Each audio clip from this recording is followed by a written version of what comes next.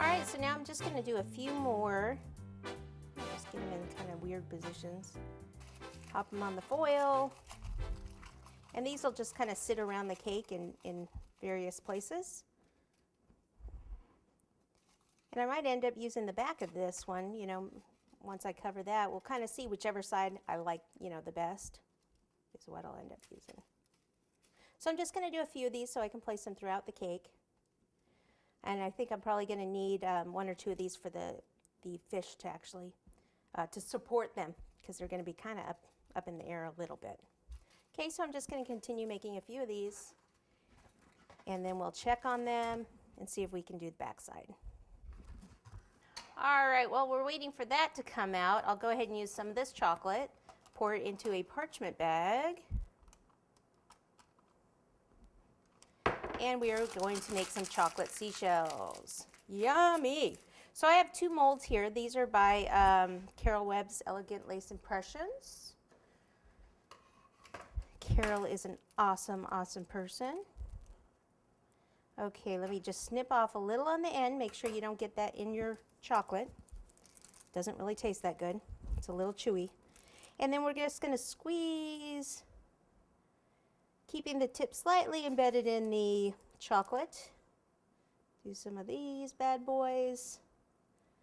And I think we're really going to need a lot more of these smaller shells on this cake. It's not really a big cake. Don't really usually need a huge cake for Valentine's Day unless it's a wedding, and this really isn't a wedding cake. So we'll just do some of these little guys here. Don't forget the little starfish. Love the starfish.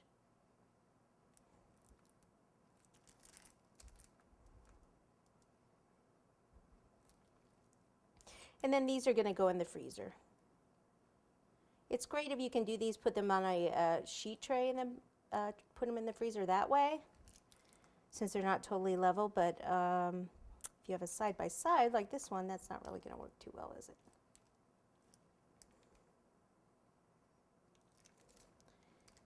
Okay, I think that's going to be it there. I'll pop these in and I'll see if our Rice Krispies are ready.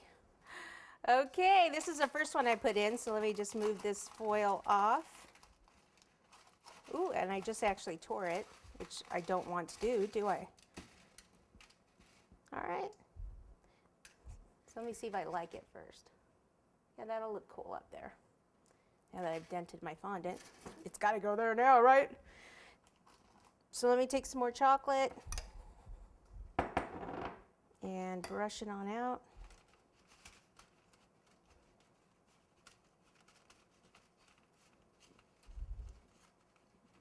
So I'm just trying to get it in some of these little grooves and things.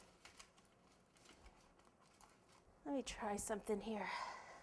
I'm going to take some pink sheen airbrush color. Grab my airbrush again. Shake it up real well. And while that chocolate is still wet,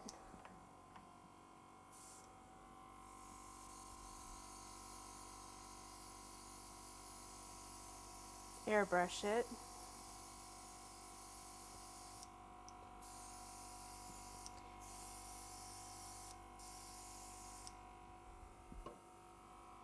Okay, and then let it dry. Won't really beat up so much if you do it when it's wet. I think Kathleen Lang taught me that.